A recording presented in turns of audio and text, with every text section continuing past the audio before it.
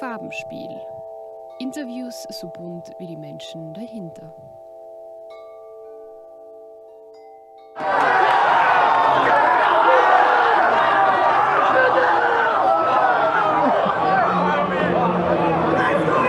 ...2019 auf der Vienna Comic-Con. Hunderte Smash-Spieler der ganzen Welt reisen nach Wien zur Vienna Comic-Con an, um an einem der größten Smash-Turniere Europas teilzunehmen, die Vienna Challengers Arena. So auch dieses Jahr. 2021 findet die VCA trotz anstehendem Lockdown wieder statt. Mit dabei fast 500 Smash-Spieler, die sich zu den Besten Europas zählen. Einer von ihnen ist Hugo. Der Finne ist aktuell der 16. beste Super Smash Bros. Ultimate-Spieler auf dem europäischen Power-Ranking. Jetzt will er der Welt beweisen, dass er einer der Besten sein kann. Mir ist er Rede und Antwort gestanden. I'm Lancelot, also known as Hugo Hujala, that's my name, and I'm from Finland. I started competing in Smash around like 2015, so the start of like Smash 4. I played Smash 3DS at first, but then I started like getting more interested in the competitive side. And then I entered my first tournament in like March of 2015. Can you quickly explain to me what Smash is about? Well, basically Smash is like a platform fighter where Nintendo characters and some other characters from other franchises just fight each other, and the goal is to knock the opponent off the stage, and the one who gets kills the opponent 3 times before the other wins. Okay, that's it. He reacted to that. Welcome to Offline Smash Brexit. Wow. He reacted to that. That was insane. There are so many competitive titles in esports. Yeah. Was there any particular reason that drew you to Smash? I don't even know. I kind of was interested in Smash in like 2012 or something. I saw Brawl going on, and then I wanted to try it on the 3DS. Then it just seemed like a really fun game, and I kind of wanted to compete in something because I used to compete in like badminton, for example, and I like competing, but I hurt my knee and stuff, so I couldn't play badminton. So I kind of wanted to play a video game competitively, and then I just saw Smash and it seemed cool, so I started playing it. Are all your friends? Yeah, pretty much. I really like the community in Europe overall. We talk, usually there are a lot of Discords and everything where people can talk to each other online easily. And then obviously at tournaments, we all hang out with each other, talk about the game, just about our lives. It depends on how close we are to each other. And the community is pretty chill overall. Was it hard to get into the community? At the start, I would say, because I'm pretty shy and I was not known as a player really, so it was kind of hard to talk to people. But then later on it became a lot easier. I don't know how most people are in the Smash community. I think most people have more friends outside of the Smash community as well. But it's really easy to bond in the community because everyone likes the game. So you just always can talk about the game and just share experiences. Like after a tournament, we go out, eat, and talk about the tournament, how it went, who did you play, etc. So it's really easy to bond in the community and get friends as well if you just talk to people. So would you say there was any moment in time where you wanted to drop Smash? Maybe last year during COVID, but not really, because I know I will still like it later, and all of my friends are tied to the game. So I wouldn't say I would ever quit the game really. Before Corona, you were 16th place, I think, in the EU power ranking, and then the pandemic happened. Can you tell me a little about how the pandemic impacted competitive Smash and also how it impacted your practice schedule? At the start of COVID, it was honestly I was pretty motivated still to improve. I had more time to work on certain things. But as time went on, I became less and less motivated because I couldn't play with good players offline. And it was harder to motivate myself because there are no tournaments during COVID. And online Smash was not fun for me at all. So it kind of made the practice more I watched more videos and theory crafted in my head about situations more instead of just playing. So first of all, could you quickly explain why online Smash isn't as enjoyable as offline Smash? What's the difference? Well, online it has a lot of delay, which starts getting frustrating after a while, since it feels like you're losing to the game, not yourself. What are you doing to get better at the game? Well, it's honestly just a lot about understanding. When you watch, for example, videos, it's important to understand why something worked and why something didn't. And create solutions to those problems, and to understand if something worked, was it luck, or did you make a good play? stuff like that, and understanding the other characters of the game, maybe players you play against too, like studying them and taking notes on their habits, for example.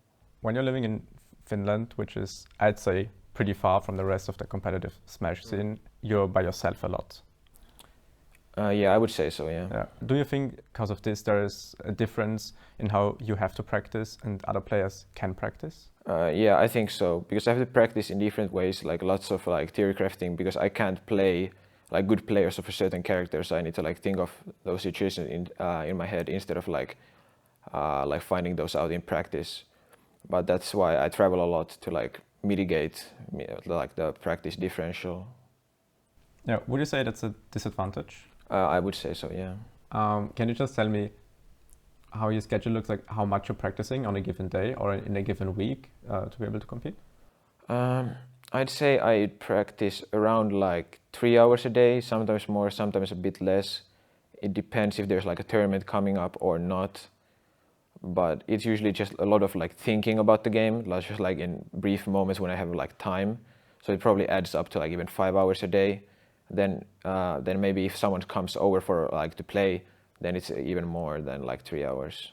All right, you did the bootcamp in the Netherlands with Mero, right? Yes. And Mr. R, I think. Yeah, Like, and in Germany too. Yeah. How was the schedule there? Well, there I played around 3 sessions a day, like 2 hours, 2 hour sessions a day with like certain people, and it was pretty good practice. But like I get tired easily, and I can't focus for like too long. So I would say 8 hours is the hard cap for like try hard practice a day. Do you think that's a disadvantage in a tournament situation where you can't like practice as much as other players, or how do you handle it? I would say that it's definitely a disadvantage because you get less out of like practicing. If you don't get tired as easily, you can play for like the whole day and get a lot out of it and like get better. So I would say it's a disadvantage, especially yeah. I would say yeah. Do you have any way to cope with that? I guess just like bettering my health, just eating better, sleeping better, and then I could probably play for a longer time. Yeah, you already said as well you're traveling a lot, which to me sounds like a lot of free Fridays of school. How does this impact your school life and friends and family? Honestly, I don't have like many friends in school. I don't really talk to anyone there, so it doesn't affect that much in that aspect. But my teachers are pretty like chill overall about me traveling. As long as I do the exercises when I'm away, I can like skip school for like a tournament. So it doesn't affect it too much. I just sometimes don't sleep enough because I'm like studying late at night because I didn't have time during the day, or like I came late from a tournament or something like that. Do you think school affects your gameplay more, or studying Smash your school performance? I don't know. I feel like maybe I guess would say Smash affects my studying performance a bit, but I think I still do well in school and I still do well in both. Yeah. So I wouldn't say like they affect each other too much, honestly. I think it's kind of neutral.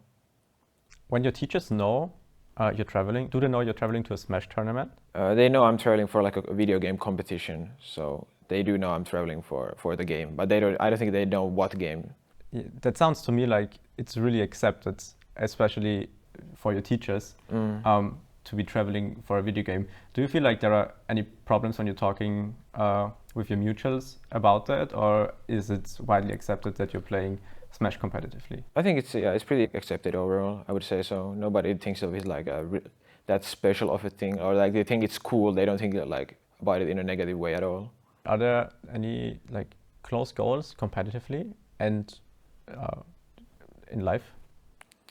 Well, from like here on out, I'm probably just gonna compete more, just trying to be as good as I can. Like one of my goals is to be like top 10 in Europe and like constantly like get top 8 at big tournaments.